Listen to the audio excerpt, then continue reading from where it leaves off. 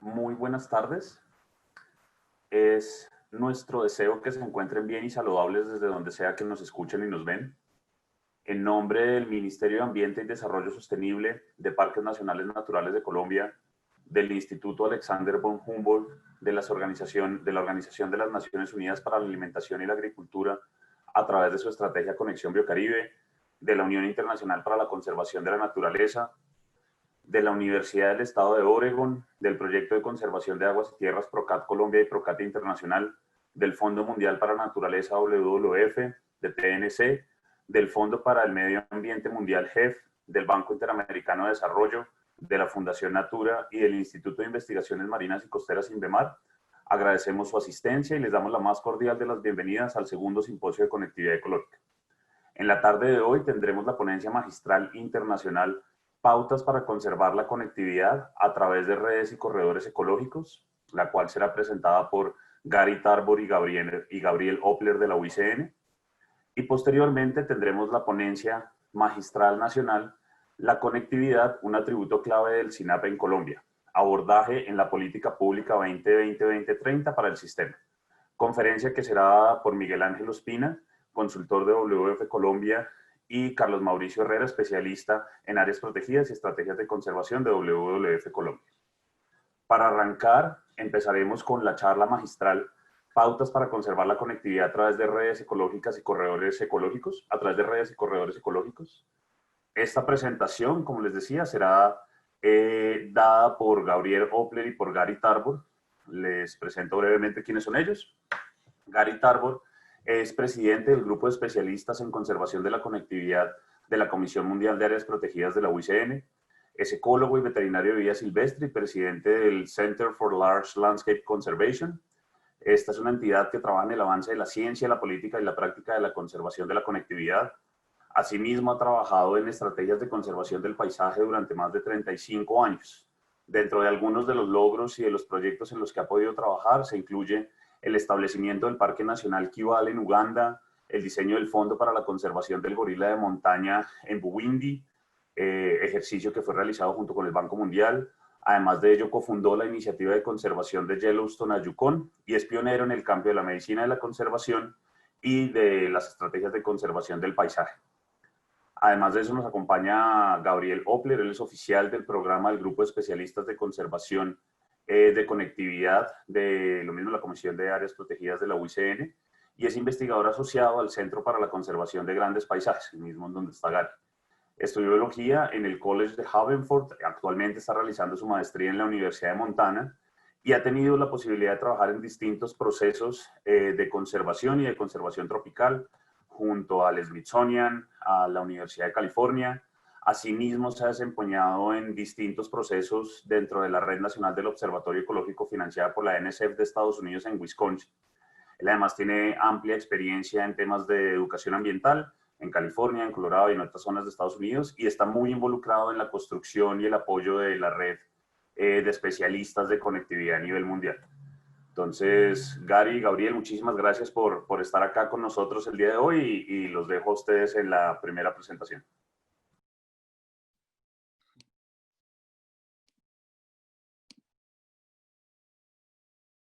Bueno, hola y buenas tardes a todos y gracias por esta oportunidad de hablar hoy. Gracias, Diego. Yo me llamo Gabriel y como Diego dijo, vengo de los Estados Unidos y trabajo para un ONG que se llama the Center for Large Landscape Conservation. Are we having technical difficulties? Perfect. ¿No me oyen? ¿Todo bien? Sí, te escuchamos sin problema. Ok, bueno. Sí, trabajo aquí en el estado de Montana con el the Center for Large Landscape Conservation y también apoyamos el grupo de especialistas de conservación de la conectividad debajo de la UICN CMAP. Y lo siento en avance por mi español muy básico, pero les voy a compartir un poco sobre una publicación nueva que se llama Pautas para conservar la conectividad a través de redes y corredores ecológicos. Para ustedes que tal vez no sepan, UICN es una unión de miembros, ambos individuales, organizaciones y gobiernos, con unos 15,000 expertos que dan una diversidad de experiencia y conocimiento para considerarlo como la autoridad mundial en el estatus del mundo natural y las medidas necesarias para protegerlo.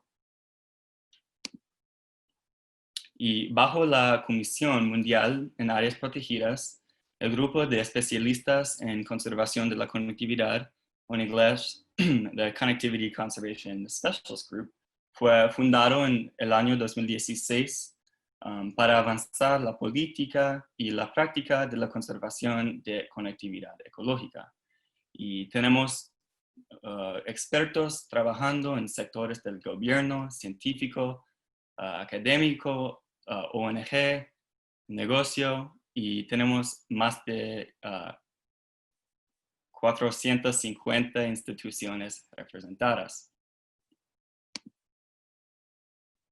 Y con más de 920 miembros en más de 100 países, el grupo ahora ha publicado pautas idealmente aplicables del nivel mundial para conservar la conectividad ecológica. Y en este mapa se puede ver que los países con verde oscuro tienen más miembros en el grupo de especialistas, y como ven, sí tenemos representación en América del Sur. De hecho, Diego es uno de los líderes del grupo en su región. Entonces, gracias por esta invitación. Y siempre estamos intentando ampliar la diversidad y representatividad en todo el mundo. Miembros del grupo trabajan y estudian por todo el mundo, cruzando continentes e idiomas, porque sabemos que la conectividad ecológica sí importa en cada ecosistema del mundo y forma la red de seguridad para la naturaleza.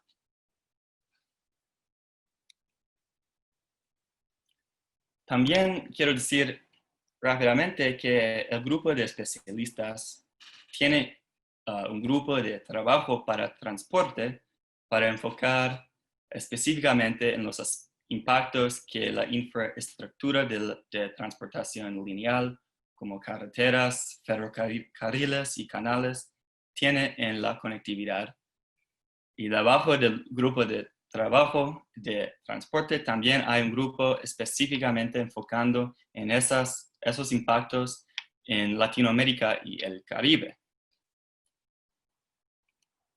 Además, tenemos un grupo de trabajo de conectividad marina para avanzar el asunto relativamente nuevo, pero súper importante, de la conservación de conectividad en los océanos.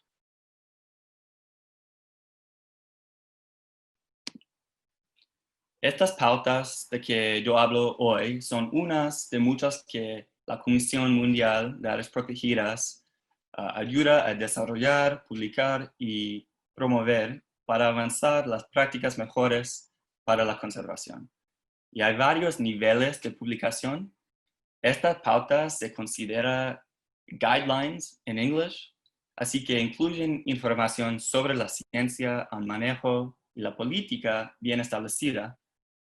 Pero para ser abrazado formalmente como estándares, hay que pasar por algunos procesos internales de UICN más extensivos.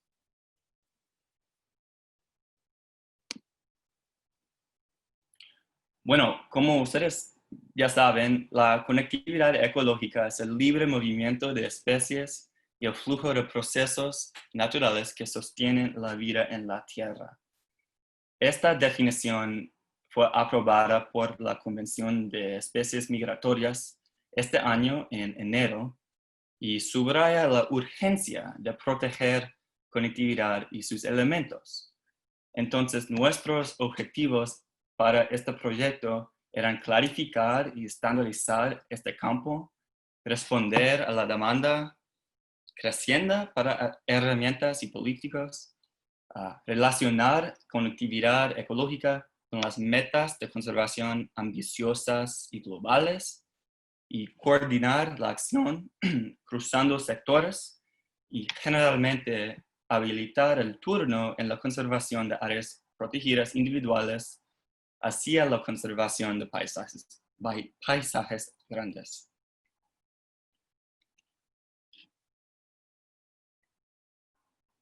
Este proyecto tiene una larga historia de muchas personas que han trabajado para avanzar el campo, formalmente a partir del principio del siglo, cuando yo tenía como 5 años. Bueno, pero en estos slides se pueden ver algunas de las publicaciones, reuniones y consultas que han construido el movimiento a través de los años. En 2016, la UCN votaron para una resolución sobre una definición y pautas para la conectividad, para la conservación de conectividad. Básicamente nos pidieron hacer este proyecto y esta publicación. Después, en los últimos 3 años más o menos, el grupo de autores tuvimos varias consultas con muchos participantes, principalmente científicos y otros profesionales de conservación en varios países a través de los últimos 3 años más o menos. Todo para decir que este fue un esfuerzo de grupo global y algo mucho más amplio de los nombres de los autores que aparecen en el título. Hoy les voy a contar un poco sobre cada capítulo del libro, pero primero quiero decir que en este momento tenemos un equipo en México que está trabajando para traducirlo a español. Entonces, yo hice un poco para traducir los aspectos importantes hoy. En la introducción, presentamos el base de conocimiento y el porqué de la conectividad. Como ya conocen, tenemos problemas así como el riesgo de la extinción, los impactos antropológicos, el cambio climático y el conocimiento de que las áreas protegidas formales no son suficientes para proteger la naturaleza. Entonces, lo necesario es clarificar y estandarizar un cambio desde un enfoque estrecho hacia redes de conservación más amplias, con el fin de mantener, mejorar y restaurar conectividad. Los objetivos específicos del libro eran consolidar ese conocimiento, definir conceptos, proveer herramientas y ejemplos de todo el mundo, y recomendar el reconocimiento formal de corredores ecológicos para desarrollar redes de conservación. Y capítulo 2 presenta el base de conocimiento y la teoría ecológica de la conectividad, cosas que ustedes conocen muy bien, y incluyendo las varias formas de modelar la conectividad, cosas que ustedes han hablado mucho y han presentado esta semana. Esta figura es importante porque muestra cómo ha crecido en los últimos 3 décadas, 30 años, la cobertura de áreas protegidas, que es obviamente algo importante e impresionante, pero no suficiente para proteger los recursos, especies y flujos en los ecosistemas. Entonces, para continuar este proceso de modernizar el campo, tuvimos que proponer un vocabulario común. porque en cada región del mundo hay varias palabras para entender el asunto de la conservación de conectividad. Intentamos formar un vocabulario interoperable. El corredor ecológico se define como un espacio geográfico claramente definido que es administrado y manejado en el largo plazo con el fin de mantener o restaurar la conectividad ecológica de forma efectiva. En la figura aquí se muestra que los corredores sí pueden conservar la diversidad in situ, pero tienen que conservar y deben conservar la conectividad donde están. Junto con áreas protegidas y conservadas, los corredores ayudan a formar la arquitectura para conservación en la escala grande.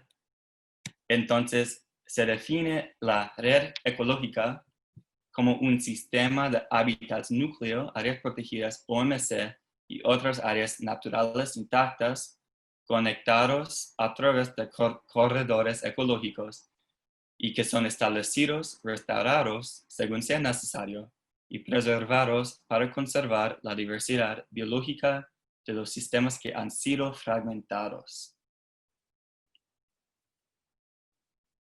Les presento una representación conceptual de una red ecológica.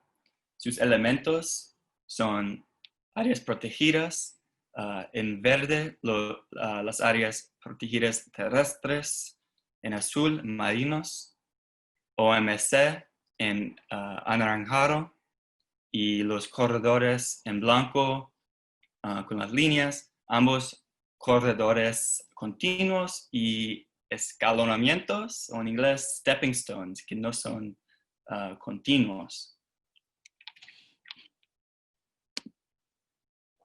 Después continuamos con el capítulo quizás más importante y difícil, lo de cómo planear y cómo implementar corredores. Y hay muchas consideraciones para planear e implementar corredores ecológicos. Y mientras las específicas van a cambiar según el contexto local, sí hay principales principios fundamentales que sugerimos. Primero, que no es un sustituto para áreas protegidas o conservadas, que debe ser identificado y establecido en áreas donde la conectividad es un requisito. Debe tener objetivos ecológicos específicos y ser gobernado y gestionado para alcanzar resultados de conectividad. Pueden consistir parcialmente o completamente de áreas naturales gestionadas ante todo para la conectividad. Podrían incluir actividades humanos compatibles que practiquen uso sostenible. Deben ser diferenciados de áreas no designados con usos que están permitidos o prohibidos. También los mecanismos específicos tienen que ser consistentes con el contexto local, pero aquí una lista de mecanismos posibles que presentamos en las pautas. Y en el próximo capítulo damos unos detalles más profundos de los beneficios de la conectividad en el entorno terrestre, marino y agua dulce.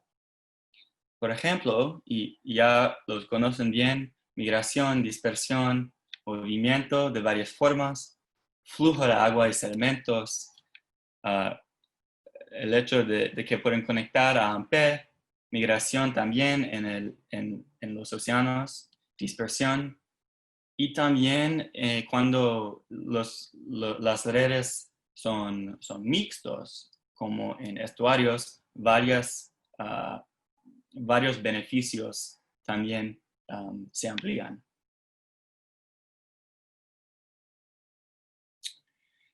La mayoría de los instrumentos legales globales y regionales que se tratan de la conservación de la biodiversidad, cambio climático y sostenibilidad medioambiental no serán efectivos sin conservar la conectividad a largo plazo. Ya la conectividad vemos como parte de muchas estrategias y acuerdos, como por ejemplo estos. Y a nivel internacional se reconoce cada vez más la conectividad en el derecho y la política. Una recomendación principal de estas pautas es que la designación corredor ecológica sea reconocida en la legislación y la política regional, nacional y subnacional. Y la conectividad ecológica ya se ha adoptado en países como Bután, Costa Rica, Croacia, India, Kenia, Malasia y los Países Bajos. Para continuar, a partir de julio, se está trabajando para operar la futura base de datos mundial sobre conservación de la conectividad. Algo que queremos hacer como parte de la base de datos mundial sobre áreas protegidas.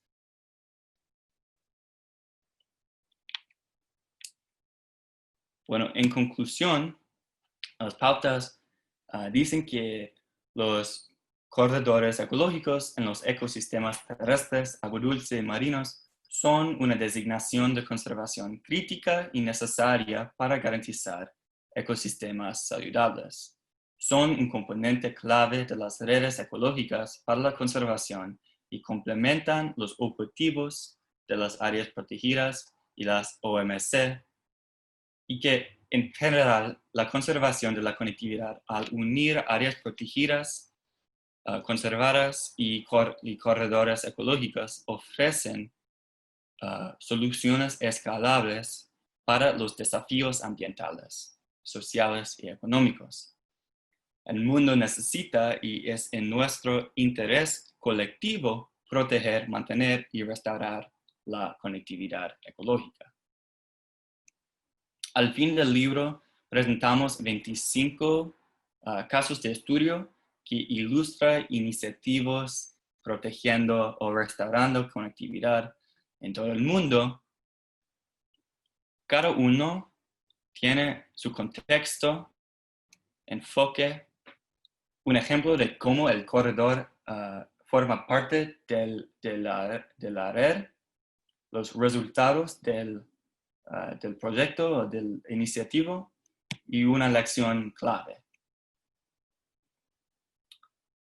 Se puede ver que pues una diversidad geográfica y del enfoque, y pueden ver que este movimiento sí está mundial, ambos en las áreas terrestres, marino y agua dulce, protegiendo la tierra, los océanos y los ríos del mundo. Otra vez, este proyecto se ha sido posible gracias a muchísimas personas y les agradecemos. También les agradezco al simposio, a Diego y a ustedes por su tiempo hoy. Para más información sobre el grupo de especialistas, incluyendo cómo participar como miembro, vayan a conservationcorridor.org/ccsg aquí.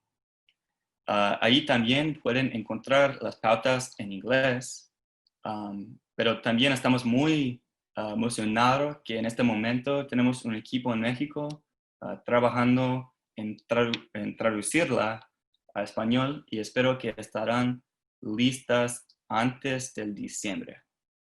Entonces, otra vez, gracias y ahora a Diego.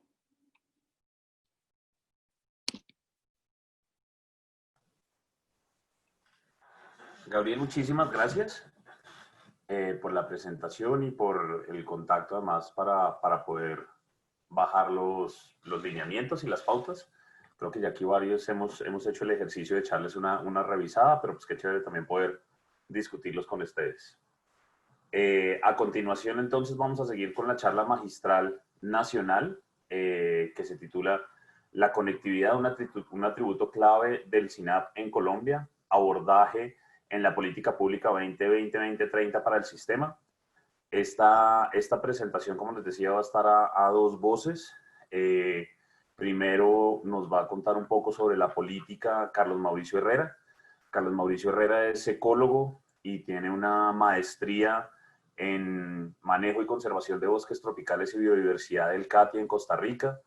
Él ha tenido la posibilidad de trabajar en múltiples escenarios de planificación de áreas protegidas, desde el ejercicio con los parques para los diseños de programa de monitoreo, los ejercicios de restauración, el análisis de efectividad.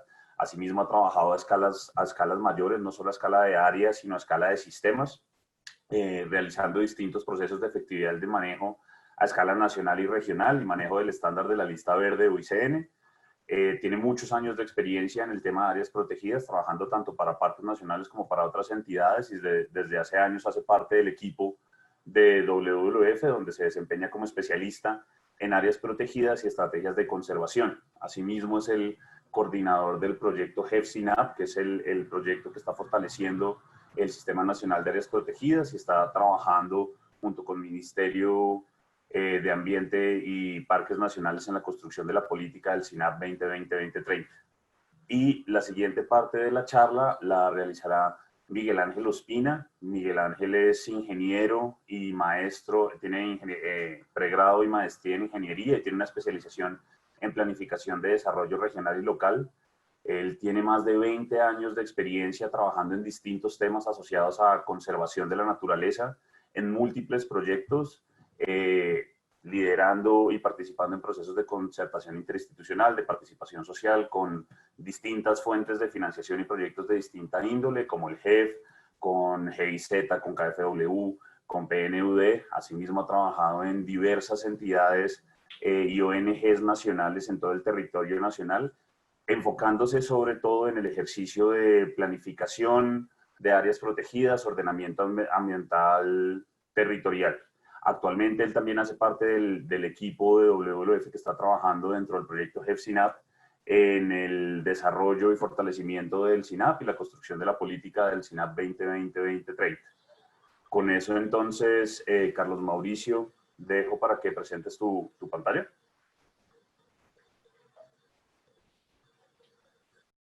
Muy bien, muy buenas tardes. Ahí ya se está viendo, Diego, por favor. Sí, se ve. Si quieres ponla en pantalla completa. Muy bien, muchas gracias. Perfecto.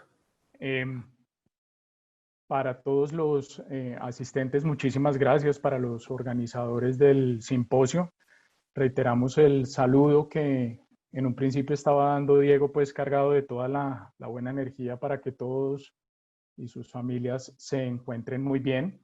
Y vamos a hablar entonces con ustedes sobre el proceso de construcción de la política del Sistema Nacional de Áreas Protegidas en el periodo 2020-2030, con un énfasis en cómo se ha venido desarrollando la conceptualización sobre la conectividad y pues por supuesto también las acciones asociadas a este atributo. Acá digamos que es muy importante arrancar mencionando que hoy nuestro Sistema Nacional de Áreas Protegidas tiene aproximadamente 31,5 millones de hectáreas, son más de 1.300 áreas protegidas y por lo tanto las decisiones que se tomen en torno al manejo de este tema de conectividad para el SINAP, pues por supuesto que van a tener una incidencia y una relevancia muy importante para todo el país. El proceso de construcción de la política del SINAP se hace bajo el liderazgo del Ministerio de Ambiente y Desarrollo Sostenible, Parques Nacionales, como coordinador del Sistema Nacional de Áreas Protegidas. Tenemos un acompañamiento muy importante del PNUD a través del programa Biofin, que se unieron desde la fase de construcción y apoyan toda la parte ahorita de construcción también del componente estratégico. Y desde el proyecto GEF de consolidación del Sistema Nacional de Áreas Protegidas, hacemos toda la facilitación técnica, logística y de acompañamiento pues para lograr este propósito que nos hemos hecho como país. Mencionar dentro de los antecedentes que el lineamiento de política que nos venía dictando cuáles eran las acciones para hacer en torno a la consolidación de nuestro Sistema Nacional de Áreas Protegidas estaban consignadas en el COMPES 3680 del 2010, del cual se derivó también el Plan de Acción del Sistema Nacional de Áreas Protegidas que estuvo vigente hasta el año pasado. Sobre esto mencionar que según los lineamientos y acatando, por supuesto, el direccionamiento del Convenio de Diversidad Biológica, este COMPES y el Plan de Acción desarrollaban fundamentalmente tres atributos: el ecológicamente representativo, el completo, que se denominaba en ese momento, y el efectivamente gestionado. Digamos que ahora lo que tenemos con el Plan de Acción, con el Plan Nacional de Desarrollo del gobierno actual, es la posibilidad de hacer una construcción y una actualización de esos lineamientos de política para nuestro SINAP, y en ese Plan Nacional de Desarrollo han quedado unos énfasis de las acciones para trabajo en áreas protegidas, que son primero el manejo efectivo de las que ya existen en nuestro sistema, todo lo que tiene que ver con prevención y solución diferencial de conflictos por uso, ocupación y tenencia, todo el tema también de priorización y racionalización para la creación de nuevas áreas protegidas bajo unos criterios bastante bien desarrollados desde la parte técnica, y un componente muy importante que es el de otras estrategias de conservación. Acá también dentro de los antecedentes es muy importante mencionar que durante el tiempo de implementación del COMPES y del plan de acción del SINAP que teníamos vigente, pues se vino perfilando la meta 11 de Aichi, que creo que pues todos ustedes muy bien conocen, y en esta meta 11 de Aichi ya se incorpora el elemento de conectividad como un tema relevante para el diseño, el funcionamiento de los sistemas nacionales de áreas protegidas. Sin embargo, en esta misma meta 11 de Aichi, el cumplimiento sigue cargado al elemento de la representatividad y de la superficie y el territorio que cubran las áreas protegidas en los países. Acá lo que ustedes pueden ver son las fases de construcción del proceso de la política según las orientaciones del Departamento Nacional de Planeación en Colombia, dentro de las cuales ya hemos surtido la fase de aprestamiento, de diagnóstico, conceptualización, construcción. Estamos en una fase de aprobación. Yo, sin embargo, voy a compartir con ustedes unos elementos claves en cada una de estas fases que han tenido que ver con el desarrollo del elemento de la conectividad. Y para esto mencionar primero que en la fase de diagnóstico, que fue una fase con una amplia participación, aquí son algunas de las estadísticas de participantes: 384 personas de manera presencial en talleres regionales, desde donde estuvieron institutos de investigación, ministerios, entidades públicas, ONGs, corporaciones autónomas regionales. Muy importante la participación de pueblos indígenas, de comunidades negras y de comunidades campesinas. Lo que se hizo con todos estos perfiles y visiones fue recoger la información de cómo se encontraba nuestro Sistema Nacional de Áreas Protegidas referente a los diferentes atributos que viene desarrollando. Y en esta fase, junto con la fase de aprestamiento, sucede algo muy importante, y es que por supuesto se empieza a incorporar esa información de conectividad que se ha venido desarrollando ya para el país, donde surgen, por ejemplo, todo lo que ha venido trabajando el Instituto Alexander von Humboldt y que han ya incluso visto ustedes en diferentes eventos a lo largo de este simposio, toda la información de conectividad generada desde el proyecto GEP de conectividades socioecosistémicas del Caribe, los ejercicios del SINCHI que se han hecho de conectividad para la región amazónica. Muy importante también la información provista por el INVEMAR para el tema de conectividad marina y costera, y aquí, digamos, empieza a recoger y a configurar toda esa información de conectividad que va a quedar incorporada en ese diagnóstico con las diferentes visiones. Acá solo una muestra de cómo se dio ese proceso a partir de unos talleres en las diferentes zonas o regiones que nos marca nuestro Sistema Nacional de Áreas Protegidas, logrando la participación del número de personas que ya les mostraba en esa diapositiva anterior. Y una vez teniendo esta primera parte del diagnóstico o este primer diagnóstico ya con esta información, se surte una fase de conceptualización. Y acá en este elemento quisiera destacar 2 puntos, anotando primero que la fase de conceptualización se hace por un grupo consultivo de muy alto nivel de personas expertas en diferentes temas relacionados con áreas protegidas, con conservación de la biodiversidad, con otros temas que atañen, digamos, a elementos sectoriales y de gestión del territorio. Y esos 2 elementos que quiero destacar son los de la definición del Sistema Nacional de Áreas Protegidas que queda incorporado en este ejercicio de política y, por supuesto, el tema de la definición de los atributos también del sistema, porque acá ya se incluye entonces una conceptualización puntual para el tema del bien conectado en nuestro SINAP. También en esta fase de conceptualización, digamos, hay un elemento muy importante que le va a dar un sustento grande al desarrollo del componente de conectividad, y es esa visión de las áreas protegidas como parte de un contexto múltiple. El entender las áreas como están siendo dinámicas dentro de los territorios y no solo a partir de las situaciones que ocurren al interior de sus límites cuando son declaradas. Acá entonces surge una definición, una clarificación del concepto de nuestro Sistema Nacional de Áreas Protegidas y asimismo la definición de esos atributos que, como pueden ver, ya incluye tanto el tema del bien conectado, así como otro atributo que también se conceptualizó y no venía desde el proceso anterior del COMPES, por ejemplo, 3680, que era el del equitativamente gestionado. De este modo ya logramos tener los atributos completos y homologados con los lineamientos del Convenio de Diversidad Biológica y vamos teniendo un proceso también de armonización con la realidad de lo que está sucediendo en el territorio donde están nuestras áreas protegidas.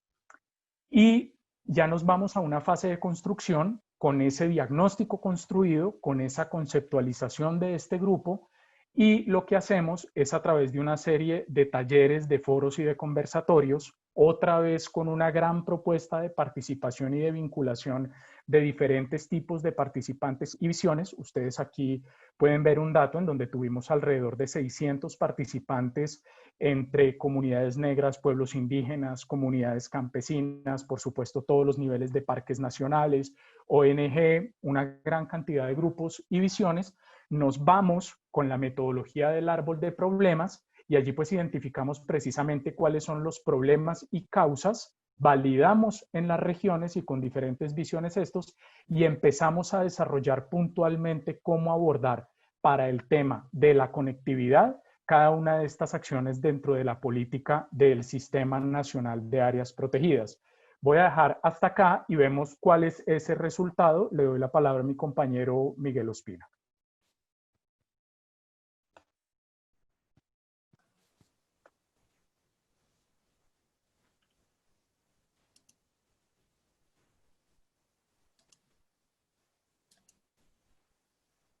Buenas tardes, muchas gracias por la invitación. Yo les voy entonces a comentar cuáles son los avances a este momento en la formulación de la política 2020-2030 para el SINAP en el atributo bien conectado. El primer resultado es contar con un concepto de qué se considera un SINAP bien conectado. Como ustedes pueden ver, el concepto está referido a que vamos a entender que el SINAP en Colombia está bien conectado si las áreas protegidas que conforman ese sistema están integradas dentro de paisajes terrestres o marinos más amplios, conforme a las características biofísicas, sociales, culturales, económicas y político-administrativas que hay en esos territorios, para contribuir al logro de los objetivos de conservación del país. Este concepto entonces nos está llevando a mirar el tema de la conectividad tanto al interior del área protegida como entre áreas protegidas y entre el área protegida y los paisajes en los que está localizadas dichas áreas. Como les comentaba Mauricio, el desarrollo de la política fue en términos de una metodología de árbol de problemas y árbol de objetivos. Y entonces le voy a presentar cuál es el árbol de problemas y posteriormente cómo eso se convirtió en un árbol de objetivos. La política identifica entonces para cada uno de los atributos una causa de primer orden, después de un problema general, y la segunda causa es la que, digamos, nos atañe en esta charla, es la baja conectividad del SINAP. ¿Y por qué hablamos de que hay una baja conectividad en el SINAP? La primera situación que nos explica esa baja conectividad tiene que ver con la alta transformación de los paisajes que contienen las áreas protegidas. Y esto es especialmente evidente en los Andes, con sus valles interandinos y piedemontes orinoquenses y amazónicos, en el Caribe, en el Pacífico caucano y especialmente el nariñense, y en el arco noroccidental de la Amazonía. Pero no solamente la transformación de los paisajes, donde estamos viendo las áreas protegidas casi que están quedando como islas, sino también por la débil integración de las diferentes estrategias de conservación in situ que se lanzan en el país a los contextos territoriales en los que se encuentran. Y aquí en estas estrategias de conservación estamos hablando de áreas protegidas, de otras medidas de conservación basadas en áreas o estrategias complementarias de conservación, o cualquier otra estrategia de conservación en el país que tiene que ver con un área específica.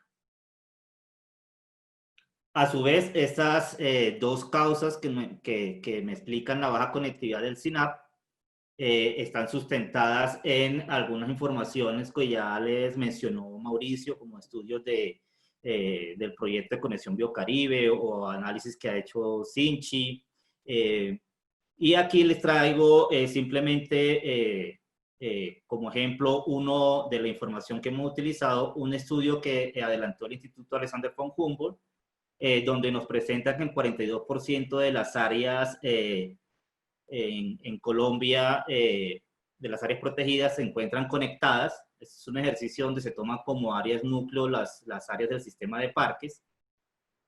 Y por lo tanto, el 21% de la conectividad de ese SINAP está apoyado o asociado por la existencia de áreas regionales y locales. También es importante mencionar que en el 64% de los municipios del país, o sea, 741 municipios a marzo de 2020, tenían presencia de áreas protegidas. No tenemos todavía un censo oficial de todas las estrategias de conservación in situ, pero hay un proyecto apoyado por GIZ donde se ha hecho un inventario inicial que nos habla de 1.522 estrategias complementarias de conservación regionales agrupadas en 88 diferentes denominaciones y 237 nacionales que corresponden a 7 denominaciones, que nos muestran, digamos, también el reto que significa reconocer e integrar estas diferencias de estrategias de conservación a esos contextos territoriales.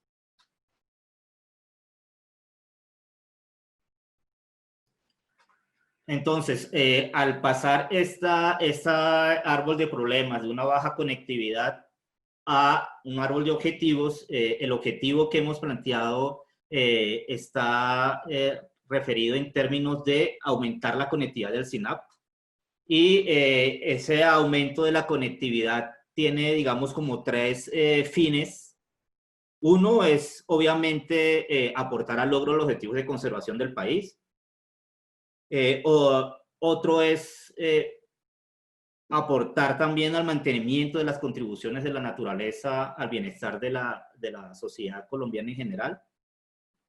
Y un último fin es que también se aporte a partir de esa conectividad del SINAP al mejoramiento de la resiliencia de los paisajes en los que están esas áreas protegidas.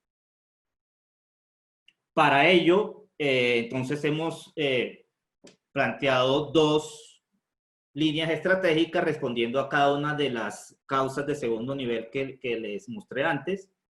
Entonces, respecto a la alta transformación de los paisajes donde están las áreas protegidas, la línea estratégica plantea reducir la transformación de esos paisajes, especialmente en las zonas que les mencioné de los Andes y sus valles interandinos y piedemontes, el Caribe, y el Pacífico, Caucano y Nariñense, el arco noroccidental de la Amazonía. Y la segunda línea estratégica, que responde a la débil integración de las estrategias de conservación, apunta a fortalecer esa integración de las estrategias de conservación in situ en los diferentes procesos de planeación y ordenamiento que se desarrollan en los diferentes niveles de gestión del país, regionales, departamental, municipal, en territorios de grupos étnicos, en zonas de reserva campesina, en ordenamientos prediales veredales, de acuerdo a los contextos biofísicos, sociales, económicos, culturales y político-administrativos en los que se desarrollan esos procesos. Para cada una de esas líneas estratégicas se han definido unas acciones. Para la primera línea estratégica, entonces, tenemos 4 acciones para desarrollar en la política. La primera acción tiene que ver con poder realizar evaluaciones que nos permitan comprender las tendencias de cambio en la conectividad de los paisajes por las dinámicas de los impulsores de pérdida de biodiversidad y los impactos que esto tiene en la conectividad. Para ello, entonces, necesitamos tener unas metodologías estandarizadas que nos permitan hacer ese tipo de análisis en ecosistemas y en paisajes marinos y dulceacuícolas, y no solo continentales terrestres. También necesitamos elaborar la metodología espaciotemporal de la conectividad, elaborar la modelación espaciotemporal de la conectividad en los diferentes sistemas regionales de área protegida, con el fin de que eso oriente el manejo que se va a hacer de los paisajes priorizados en cada una de esas regiones a partir de redes socioecológicas funcionales. Entonces, eso implica tener esa metodología para la modelación espaciotemporal de la conectividad. Hasta ahora, la modelación generalmente la hemos hecho solamente espacial, y ya se ha avanzado algo en el tema de análisis multitemporales de huella espacial humana, que nos pueden dar unos elementos para poder empezar a mirar cómo hacemos esa modelación espaciotemporal de la conectividad. Necesitamos entonces también que esa modelación espaciotemporal de la conectividad nos permita detallar dónde es necesario diseñar redes socioecológicas funcionales para aportar a esa conectividad de los paisajes. La tercera acción tiene que ver con fortalecer el manejo integral de los paisajes priorizados a partir de esas redes socioecológicas que se diseñen. Y para eso entonces necesitamos que esas redes socioecológicas tengan unos lineamientos de manejo, unas orientaciones de manejo, y que esas orientaciones de manejo se puedan implementar a partir de acuerdos con los diferentes actores en el territorio. La siguiente acción tiene que ver con que la sociedad en general pueda valorar adecuadamente los aportes que las diferentes estrategias de conservación in situ hacen al mantenimiento de las contribuciones de la naturaleza para el bienestar de las personas, incluyendo no solo las áreas protegidas, sino todas esas estrategias de conservación, pero que la sociedad también sea consciente de que solamente conservando de límites hacia adentro de las áreas protegidas no es suficiente para mantener estos procesos naturales que son los que sustentan esas contribuciones de la naturaleza al bienestar de la gente. Respecto a la segunda línea estratégica de fortalecer la integración de las estrategias de conservación a los diferentes procesos de planeación y ordenamiento, se plantean 2 acciones. Una de ellas está dirigida a desarrollar estrategias para que en los procesos de planeación y ordenamiento en todos los niveles de gestión en el país se reconozcan, valoren y promuevan las estrategias de conservación in situ, especialmente en las áreas protegidas de la JOMEC, por su aporte al desarrollo sostenible en los territorios. Y aquí estamos otra vez planteando que sea prioritariamente en los paisajes que en las regiones se consideren como los más prioritarios para trabajar. Esto va a implicar entonces que el Ministerio de Ambiente y Desarrollo Sostenible, de la mano con otros ministerios como el de Agricultura y Desarrollo Rural, el Ministerio de Transporte, el Ministerio de Minas y Energías, desarrollen unos lineamientos que permitan que estos diferentes procesos de ordenamiento vayan en una misma dirección y no se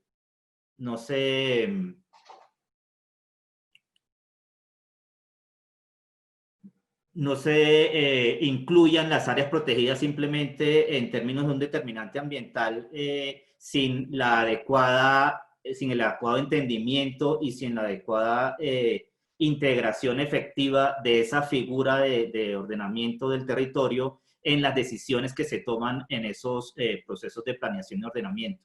Lo que hemos visto es que generalmente en los instrumentos se mencionan las áreas protegidas, pero no hay acciones coordinadas, no hay estrategias comunes, no hay acciones puntuales de trabajo con esas estrategias de conservación y queda más en una acción formal que en una integración efectiva de las estrategias en esos procesos de planeación y ordenamiento. Y una segunda acción que está dirigida a que esos diferentes instrumentos que surgen de esos procesos de planeación y ordenamiento efectivamente se armonicen en sus decisiones sobre el territorio, porque de nada nos sirve tener instrumentos como modelos de ordenamiento territorial regionales que promueve el DNP o planes estratégicos de macrocuenca como los que promueve el Ministerio de Ambiente o los planes de gestión ambiental regional de las corporaciones con sus PONCAS y con sus planes de manejo de las áreas protegidas. Si esos instrumentos no se hablan y no están armonizados en sus decisiones en el territorio, pues seguramente estamos desperdiciando esfuerzos y estamos desperdiciando posibilidades de sinergias que se generen entre esos instrumentos y podemos estar generando mayores conflictos de los que ya se presentan en el territorio.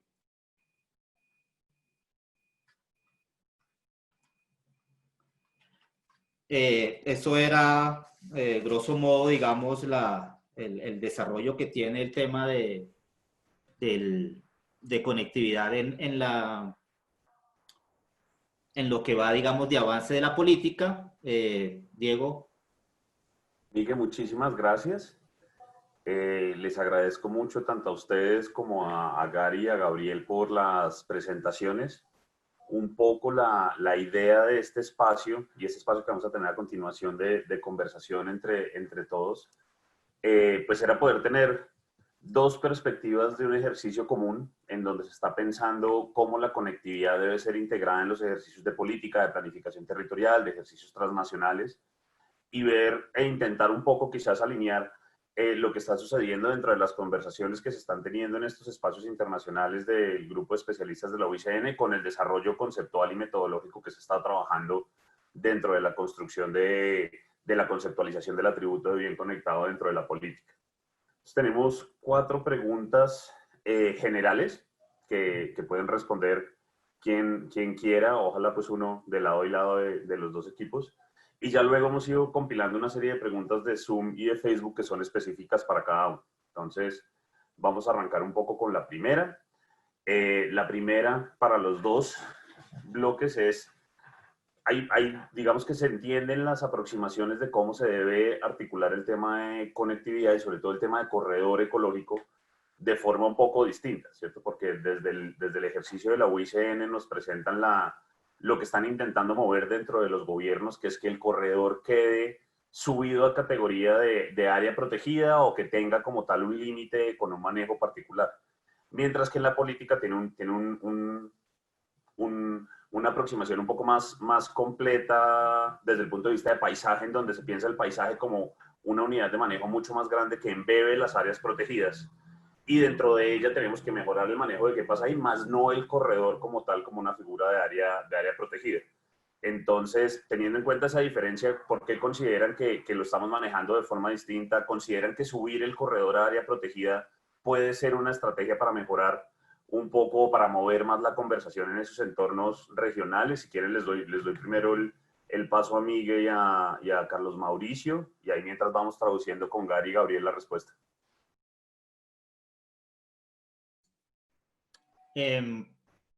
Pues sí, Diego, creo que no es que haya, digamos, como una diferencia, porque la política no está diciendo que no trabajemos corredores, sino que no está haciendo el énfasis en darle una categoría de protección legal a los corredores. Pero obviamente cuando nosotros hablamos de redes socioecológicas funcionales, donde las áreas protegidas y los corredores y los paisajes manejados aportan a que a ese flujo de procesos naturales que es lo que finalmente nos va a permitir lograr conservación. Creo que la política sí sí contempla corredores, pero digamos, no está tan enfocada a que esos corredores deban ser una categoría de manejo dentro del SINAP. Obviamente la discusión de la política todavía está en proceso y seguramente eso será un tema que habrá que discutir antes de que salga adoptada la política para saber exactamente si esa puede ser una de las apuestas de la política. Sí, estoy de acuerdo con el planteamiento de Miguel Ángel. Creo que no hay antagonismos frente a al planteamiento conceptual de lo presentado inicialmente y de cómo se está, por ejemplo, conceptualizando desde la política para el caso del SINAP en Colombia. Pero sí quería hacer como énfasis en algo que había mencionado en las primeras diapositivas y que era con respecto a los énfasis del trabajo en áreas protegidas que nos hacía el llamado ahorita en nuestro Plan Nacional de Desarrollo, ¿no? Y dentro de eso hay un tema de la racionalización en la creación de las áreas y un llamado también a hacer un manejo efectivo de las que ya no existen. Eso no significa que no vaya a haber nuevas categorías. De hecho, hay una acción puntual, una línea estratégica, de hecho, dentro de la propuesta de la nueva política para tener nuevas categorías. Allí habrá que ver si desde los elementos de la conectividad sale una de esas propuestas, pero sí a que revisemos primero como todo lo que tenemos para darle un manejo y una gestión efectiva. Y adicionalmente, pues creo que esta política, a través del proceso de conceptualización y de todos los elementos que nos mostraba Miguel Ángel, desde las líneas, las acciones, pues definitivamente es un reconocimiento y una inclusión puntual de los temas de conectividad que podrán o no desembocar en una categoría, pero están mucho más orientados hacia el tema de la integración adecuada en los territorios. Perfecto. Gabriel, Gary. Sí, yo puedo intentar. Esta es la perspectiva de Gary y de las pautas, es que áreas protegidas y conservadas deben proteger conectividad como parte de su mandato, pero nunca estarán suficientemente grandes para hacerlo completamente. Entonces, esta designación conceptual puede ayudar primero a monitorear y reportar el progreso que todos queremos hacer con la conectividad. Básicamente. Súper, perfecto. Tenemos otra pregunta. Creo que Gary y Gabriel un poco la tocaron dentro de esos ejercicios. Dentro de la política digamos en la presentación no lo incluimos, pero es un poco cuál va a ser la aproximación para asegurar que esas metas de conservación de conectividad que no se limitan al límite político de un país. Parte de eso lo mostraban en las presentaciones que hicieron Camilo Correa y Oscar Godínez, en donde mostraban los resultados transnacionales y decían, vea, lo que está pasando en los países aledaños también afecta la conectividad tanto del país como del sistema de áreas protegidas. Teniendo en cuenta esa particularidad y esa necesidad de políticas y lecturas, digamos que similares entre países para alcanzar metas transnacionales, desde los dos ejercicios, las guías que se está haciendo en UICN y nuestro planteamiento pues de lo que se está incluyendo en la política, ¿cómo leen ustedes esa necesidad de conectividad transnacional? Si quieren podemos ir en el mismo orden, Miguel, Carlos Mauricio, y después le damos la palabra a Gary y a Gabriel. Ok. Sí, nosotros hemos identificado en el diagnóstico de la política procesos transnacionales de conectividad como el que lleva el CEMAR en el Pacífico, o incluso en el Caribe también hay un proceso igual transnacional que está buscando cómo articular acciones de conectividad y conservación en el Caribe, en el Gran Caribe, con Colombia obviamente como parte de él. También de procesos que se han dado en la Amazonía colombiana, con el proyecto trinacional. Y digamos que tenemos claro que hay unas áreas y unos paisajes y unas regiones en Colombia que tienen un fuerte componente de trabajo transfronterizo, como el Catatumbo, como la Amazonía, pero que también, digamos, no solo depende del interés del sector ambiental por trabajar, sino que también depende mucho de las condiciones, digamos, de trabajo diplomático entre países para que las cosas fluyan. Y entonces, por ejemplo, si queremos trabajar en Catatumbo o en la Orinoquía con Venezuela, pues en este momento es complicado porque ustedes saben que las relaciones entre los dos países no está funcionando muy bien, pero digamos que sí hay identificado el tema, sí está identificado el tema de la necesidad de trabajar esos escenarios transfronterizos, y seguramente cuando estemos en los procesos de concertación intersectorial que necesita este proceso de la política pública, cuando hablemos con Cancillería vamos a poder tener de pronto mayores claridades sobre cómo y hasta dónde podremos abordar esos ejercicios en las diferentes regiones. Sí, quizás adicional a lo que está mencionando Miguel Ángel, pues ya hay una serie de plataformas y de redes de trabajo que abordan un poco todo este tema transfronterizo para diferentes temas de conservación.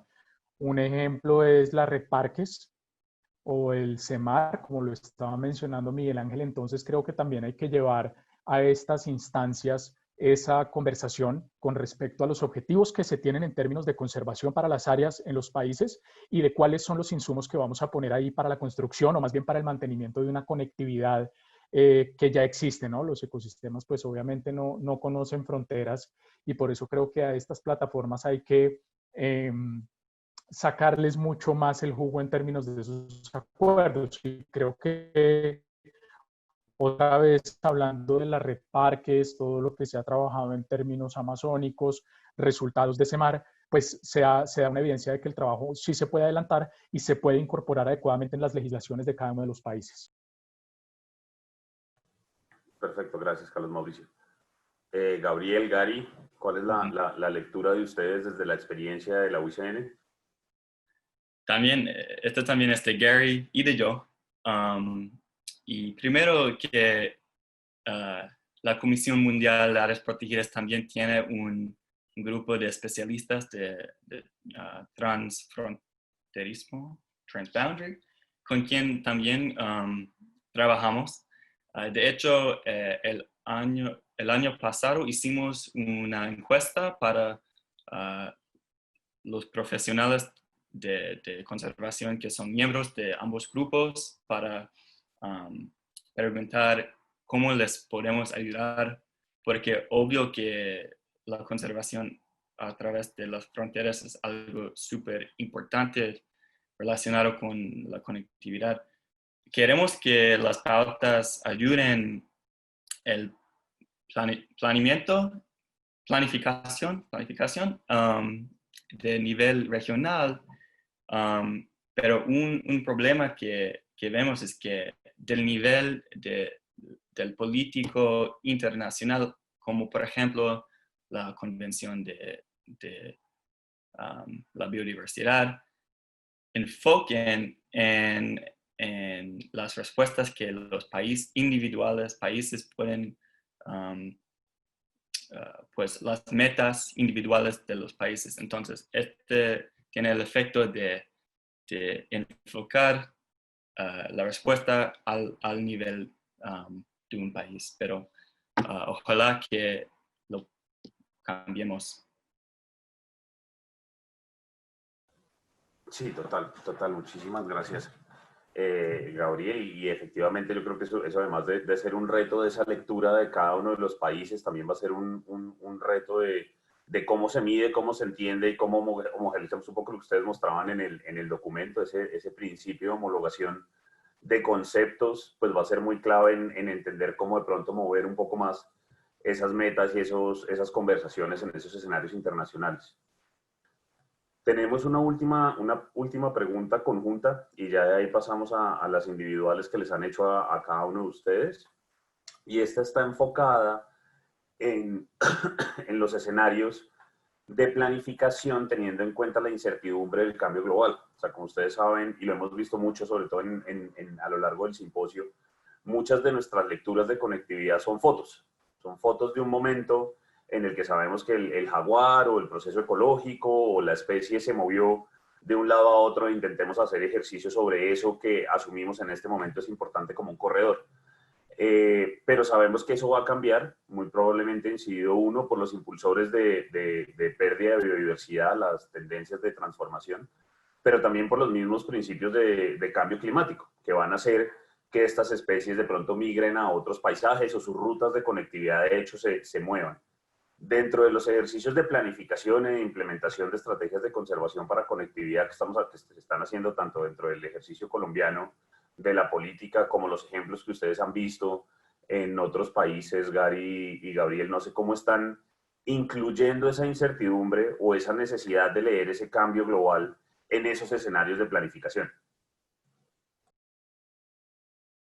Creo que nuevamente ahí los voto a Miguel y a Carlos Mauricio por delante para que Gabriel y Gary puedan hacer la traducción. Ok. Sí, el tema del cambio ambiental global, la política lo aborda tanto en sus impactos a las áreas protegidas en específico, como a las condiciones de conectividad de esas áreas protegidas y el mantenimiento de la conectividad.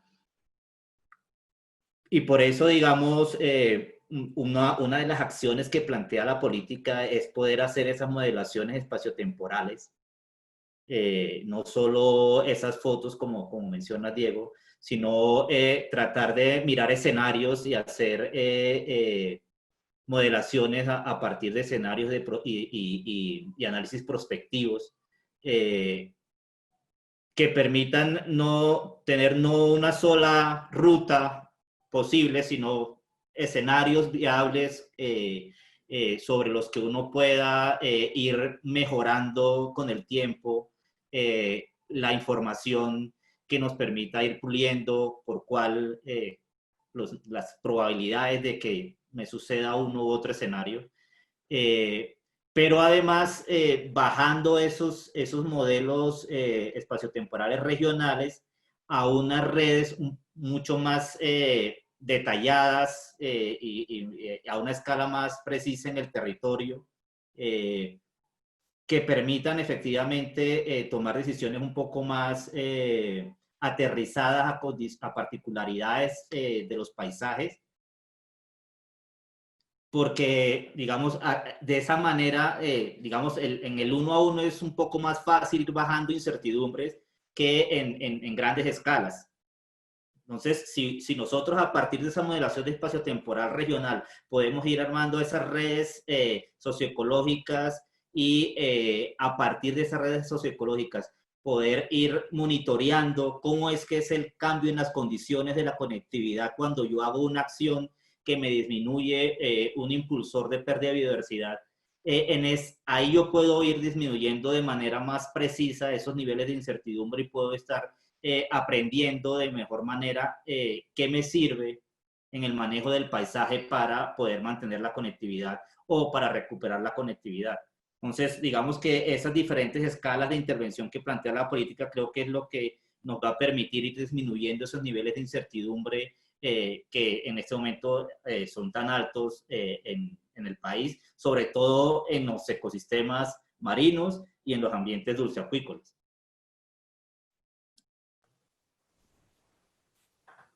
Creo que ese punto de la construcción, por supuesto, de los modelos prospectivos es de los elementos innovadores que hay en este nuevo proceso de la política del Sistema Nacional de Áreas Protegidas, ¿no? Y lo que se ha intentado hacer, Miguel estaba hablando de una acción puntual, digamos, para generar esos modelos y entender el impacto en la conectividad, pero pues tanto el cambio ambiental global como los motores de pérdida de biodiversidad asociados, pues no afectan solamente la conectividad, sino en general toda la integridad y las condiciones de los territorios. En ese sentido, tenemos que hacer unos modelos amplios, robustos, por supuesto con la mejor información disponible y a partir de ellos intentar entender sí la afectación sobre la conectividad, pero también sobre los otros elementos que son relevantes para el mantenimiento de los servicios de la naturaleza en los territorios, para los beneficios y las contribuciones a las comunidades y al bienestar humano, entre otros elementos para analizar. Y creo que ahí hay un término que se ha discutido mucho en las diferentes fases de la política y que lo hemos pensado de muchas formas, cómo se construye o cómo se traduce en una acción, y es el de resiliencia. Tenemos que construir y promover territorios resilientes. Nosotros lo venimos planteando a partir de acciones que mejoren la integridad ecológica de las áreas, que involucren la mayor cantidad de información relacionada con objetos de conservación, con elementos de importancia de manejo del territorio, etcétera. Pero bueno, creo que igual es un tema que está en construcción y sobre el cual, pues con toda esta información que ya mencionábamos del diagnóstico que nos ha provisto para el tema del bien conectado e incluso del ecológicamente representativo, pues vamos a tener mejores elementos para ir aportando a la construcción de esos modelos. Perfecto. Gary, Gabriel, vi que escribiste algo, no sé si lo quieres decir o lo traduzco. Es una pregunta si usted puede trasladarse lo que Haré dijo. mi mayor esfuerzo de traducción. Yeah. Bueno, un poco Gary nos dice que efectivamente para el ejercicio de planificación necesitamos un poco lo que decía Carlos Mauricio y Miguel, tener modelos dinámicos para poder entender un poco qué pasa dentro de nuestro ejercicio de conservación, similar a todo lo que se tiene en medicina para el cuerpo humano, en donde entendemos perfectamente qué pasa si hacemos una acción y vemos la reacción. Un poco así tenemos que manejar el ejercicio de conectividad. El problema es que las evaluaciones de conservación actualmente y las herramientas que tenemos de conservación son estáticas y lo que decíamos un poco son fotografías de este momento en particular, por lo cual es necesario construir estas herramientas que nos permitan traducir un poco eso que va a pasar en esos escenarios de incertidumbre. Espero haberlo hecho bien, Gary. Listo, perfecto. Y tenemos una última pregunta que nos llegó ahorita ya del público, de una pregunta común para los dos. Nos lo pregunta María Isabel Ochoa. Ella nos dice, ¿cómo visibilizar los temas sociales y culturales como un asunto estratégico y estructural de la conectividad? Si quieres, dale Miguel. Sí, la política está hablando por eso de integrar las estrategias de conservación in situ en los contextos territoriales, teniendo en cuenta las particularidades socioecológicas, culturales, político-administrativas que tienen esos territorios. Y esa particularidad precisamente se expresa o la expresan los actores que están en ese territorio. Y por lo tanto, digamos, cuando hablamos nosotros de diseñar redes socioecológicas funcionales, estamos hablando de redes diseñadas con los actores que están en ese territorio.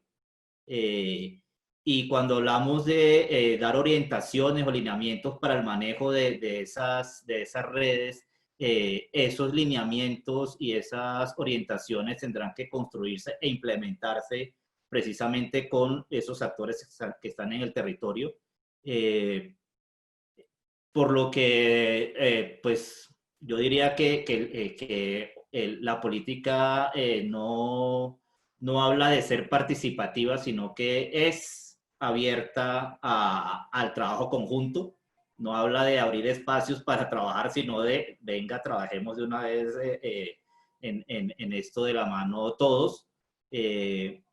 Y creo que, digamos, es la única forma, además de poder implementar la política, es que los entes territoriales, las autoridades ambientales, los gremios, las comunidades locales se involucren en estos procesos y en esta toma de decisiones sobre el territorio, porque es la única forma de lograr realmente integrar efectivamente las áreas protegidas a esos contextos. Mientras los actores no estén todos participando activamente de estos ejercicios, pues seguramente vamos a tener unas áreas protegidas por allá que nadie conoce, nadie valora, o unas estrategias de conservación por allá que nadie conoce, que nadie valora, y por eso, digamos, la política plantea es que esto debe hacerse conjuntamente entre todos los actores del territorio, no tampoco haciendo un mayor énfasis en unos o en otros, sino que eso dependerá del contexto en el que se desarrolla cada proceso.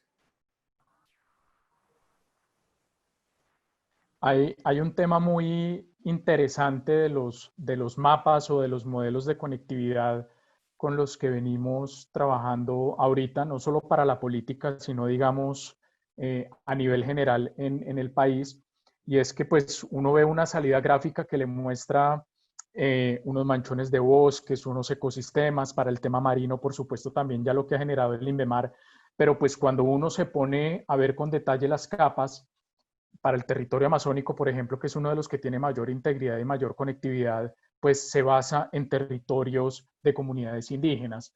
O cuando hace la misma revisión y el mismo análisis para el Pacífico, lo ve tanto para comunidades indígenas como para territorios de comunidades negras. Entonces, creo que no es solamente el mirar cuál es esa variable social o cultural que está aportando a un tema de conectividad, o voy a seguir hablando también de un tema de integridad en un territorio, sino realmente cuál es el rol de que esas comunidades que estén ahí están jugando para que se mantenga como está, sus prácticas culturales, sus prácticas tradicionales. Y aparte de eso, dentro de lo social, tenemos todo lo sectorial y todo lo económico.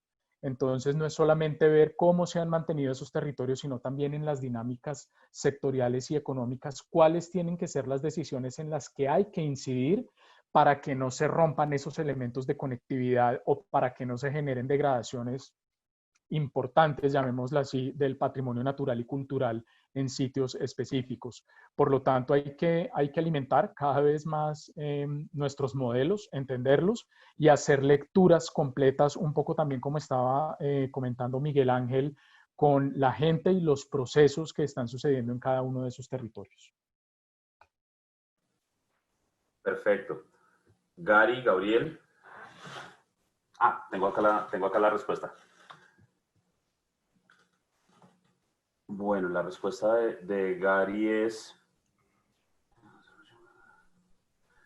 Nos dice algo similar a lo que nos estaba diciendo Miguel y Carlos Mauricio, que al igual que esas necesidades de conservación que identificamos y esos valores de conservación, tenemos que entender explícitamente cuáles son las necesidades sociales y culturales que existen en un paisaje, cómo ellas pueden fortalecer o disminuir la conectividad que existe en una área geográfica y con base en eso encontrar esos puntos en común en donde efectivamente tanto la conectividad ecológica como las necesidades del territorio de la comunidad puedan existir en el mismo sitio. Que no existe ni hay no hay una solución o una receta específica para ninguna realidad y cada realidad dependerá específicamente de cada territorio, pero que el ejercicio depende de encontrar efectivamente ese punto en común en donde las metas sociales y de conservación vayan de la mano. Bueno, ya las otras preguntas que tenemos son específicas para cada charla. Voy a arrancar entonces con las de Miguel y Carlos Mauricio, y ya luego seguimos con las de Gabriel y Gary.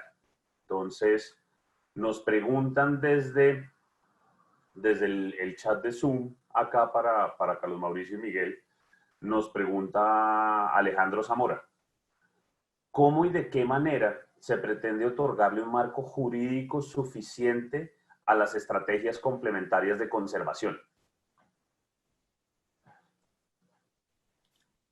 No sé, Mauro, si le respondes con lo de las nuevas Sí, categorías y eso. sí, Miguel, gracias.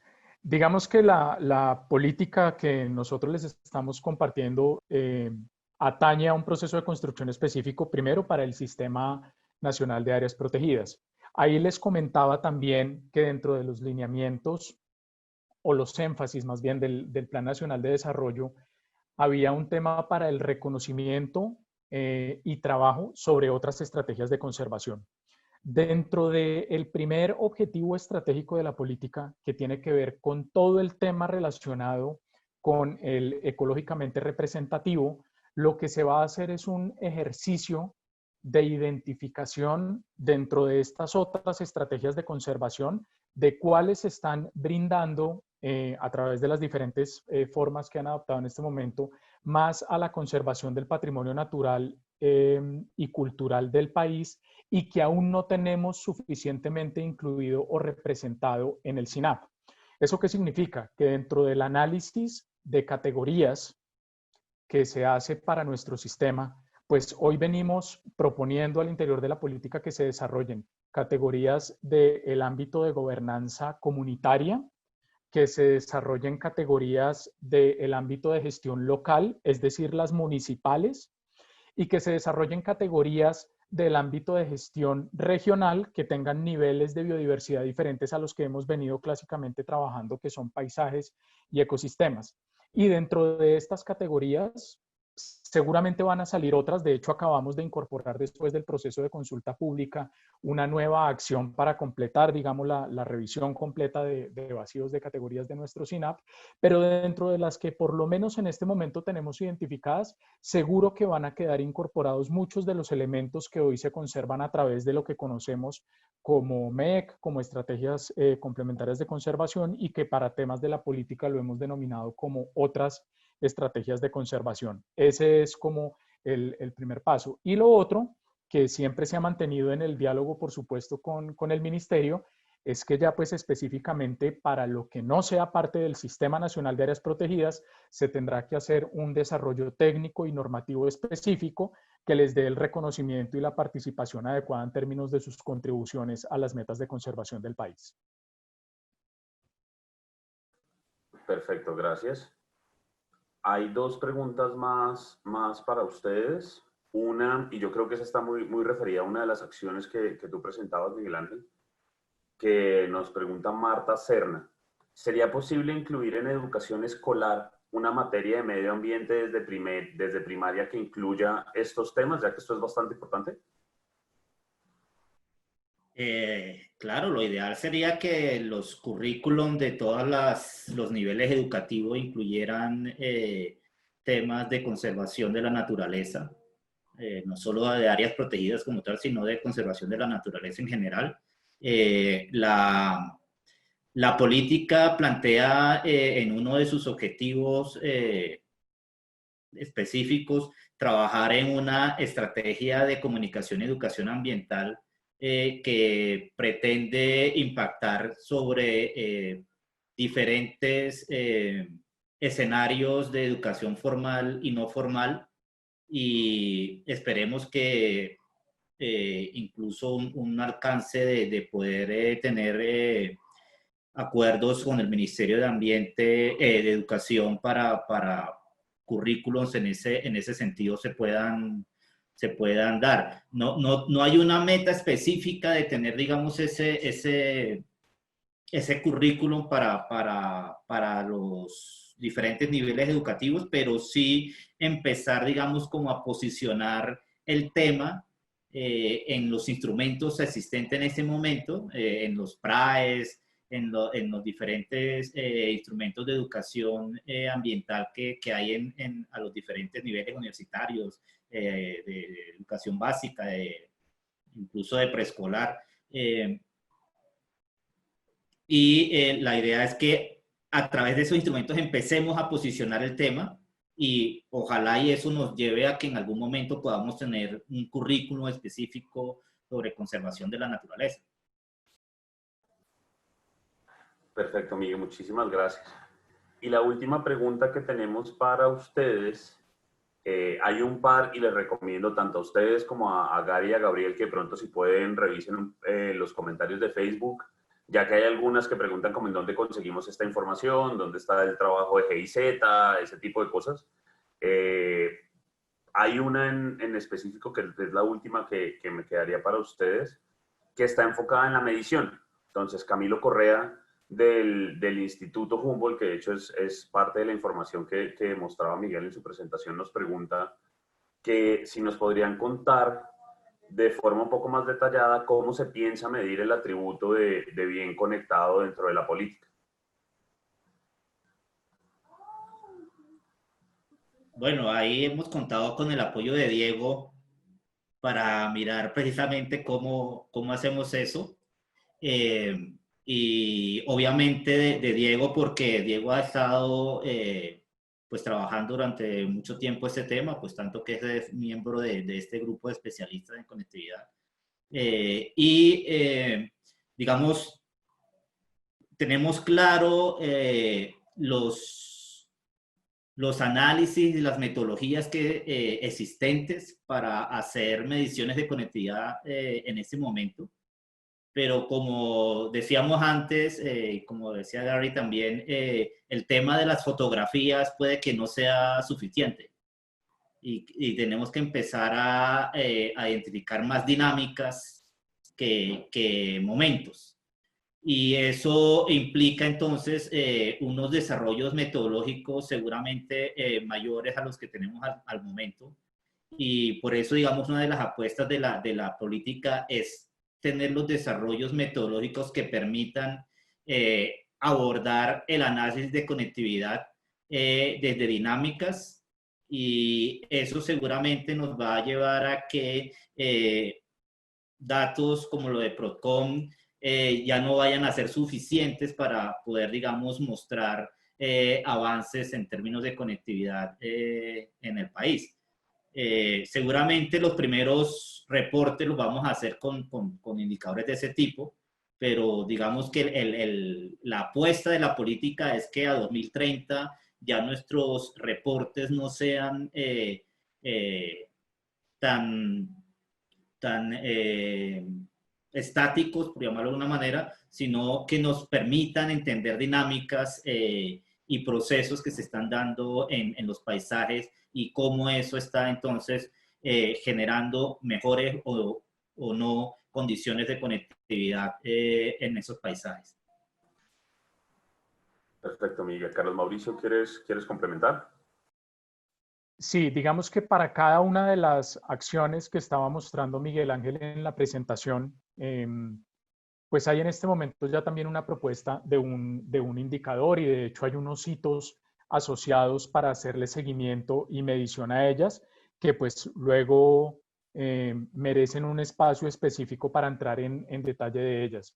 Sin embargo, sí esperaríamos, y eso es parte de lo que salió desde el diagnóstico, conceptualización y de lo que vamos a entrar a hacer ahorita en esa fase de concertación con sectores y con diferentes actores, que podamos establecer allí también una serie de responsabilidades sobre la generación de la información para esa medición. Y allí, por ejemplo, los institutos de investigación son fundamentales. Hoy lo que tenemos vinculado en términos del diagnóstico, Como les decíamos en la presentación, es la información del Instituto Humboldt, del SINCHI, del INVEMAR, lo que han adelantado proyectos GEF como el de conectividades socioecosistémicas del Caribe, trabajo de parques nacionales, etc. Entonces, seguramente en esa fase de concertación y bajo el ajuste de los indicadores y responsables, van a quedar ahí unos acuerdos para trabajo sobre esa medición desde los adelantos técnicos de los institutos y de la academia.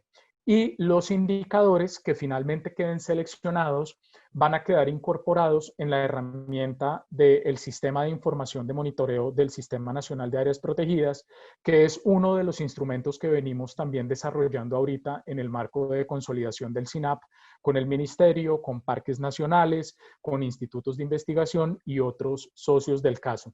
Entonces esperaríamos, digamos, en ese paquete contar como con las metodologías para hacer las mediciones, que ya pues vienen adelantándose algunas propuestas, las plataformas en donde va a quedar vinculada la información para hacerle seguimiento y así como los acuerdos sectoriales, por lo tanto, para la generación de la información y alimentar las plataformas que estoy mencionando. Perfecto, muchísimas gracias, Miguel, Carlos Mauricio. Ahora vamos a pasar a las preguntas específicas que les mandaron a Gabriel y a Gary. Gary y Gabriel me han estado mandando el texto para traducción, entonces yo me voy a tomar el atrevimiento de traducirlas. La primera pregunta que tenemos para ellos es de Gisela Paredes y nos pregunta, les pregunta a ellos, ¿el enfoque de gestión de la conservación basada en ecosistemas o en paisajes sigue siendo un enfoque ecológico? Para trascender a políticas públicas se requiere la gestión territorial de áreas protegidas. ¿Cómo se ha avanzado en la articulación de esos instrumentos de ordenamiento territorial? Entonces, Gary, Gabriel. Pues, dale, perfecto. Primero es que es una pregunta muy difícil, pero importante porque depende en el contexto local y del país, pero sí sabemos que por lo menos aquí en los Estados Unidos, el gobierno y el ministerio sí está moviendo hacia un enfoque del paisaje, porque entienden que es en este nivel donde funcionan la naturaleza y donde también cosas como fuego, el conflicto con vida silvestre y el agua saludable afectan a la gente también en este nivel grande. Algo más. Así, yeah. La siguiente pregunta que nos mandaron, y es una pregunta que yo creo que además es medio, yo creo para ustedes es sencilla, pero se hace interesante en el entorno internacional. Recuerdo en el simposio pasado de conectividad hubo toda una charla de un investigador norteamericano de la Universidad de Arizona que se llama Jan Skipper, y él nos hablaba de lo que estaba pasando en Arizona, Nuevo México y demás del paso de fauna tras la construcción de la pared. Pero la pregunta que nos mandan entonces es, desde el punto de vista de la UICN, ¿cómo la conectividad del paisaje puede incidir en la política pública entre dos países como México y Estados Unidos, donde se ubica una de las fronteras más controversiales en el continente americano, la cual involucra una barrera física en construcción que sin duda afectará la dispersión de las especies? Los dejo contestar a ustedes. Esta es demasiado compleja para que yo la traduzca. Gary, you can respond in English. Dice Gary, saca la pared porque no lo necesitamos. Dice que es estúpido. Yo no dije eso. Él lo dijo. Y tenemos una última pregunta para ustedes antes de cerrar el día de hoy. Que esta pregunta está direccionada también en el tema de la medición. Entonces, parte de lo que se ha estado trabajando mucho a nivel nacional y en estos días, de hecho, desde distintas aproximaciones que presentaron en el simposio, la pregunta es cómo hacemos para mirar qué va a pasar con esto en el tiempo, cuáles son los indicadores que debemos usar, cómo lo articulamos con estos indicadores globales como Prodcon y otro tipo de herramientas que hemos estado viendo son útiles para los sistemas de áreas protegidas. Desde la experiencia pues, que ustedes tienen en hablar con personas de distintos países y ver cómo están haciendo esa medición, qué tipos de indicadores, cómo están midiendo esto en el tiempo.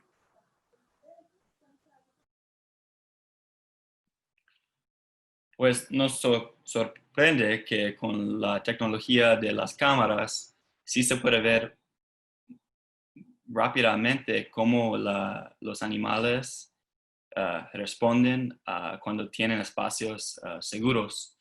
Entonces, con la tecnología y específicamente las cámaras, sí se pueden ver relativamente rápido cómo han sido exitosos algunos esfuerzos.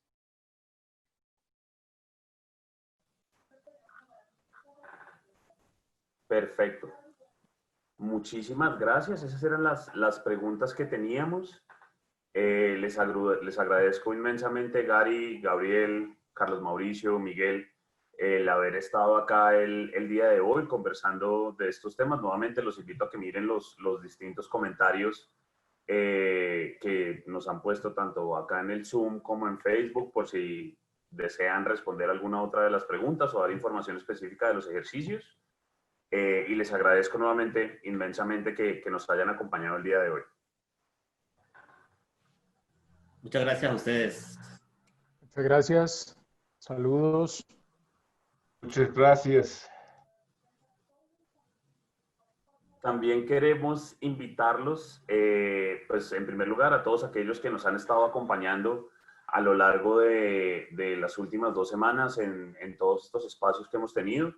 Ya nos quedan solo 2 días. Mañana un panel abierto que se titula Materialización de la conectividad ecológica dentro de las políticas nacionales y las herramientas de ordenamiento territorial. Este va a ser un panel muy interesante. Va a haber muchos representantes de entidades ambientales e institutos de investigación que están trabajando en el tema o están tomando decisiones sobre el territorio relacionados con el tema de conectividad. Entonces los invitamos desde mañana a las 4 de la tarde. Vamos a tener este panel en el cual también van a poder interactuar y hacer sus preguntas.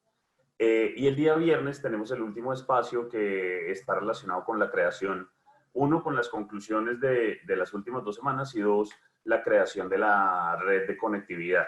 Entonces, por favor, estén pendientes de nuestras redes, del grupo de Facebook, de la página de internet del simposio para todos los anuncios y pues esperamos que nos sigan acompañando en los días que vienen. Muchísimas gracias.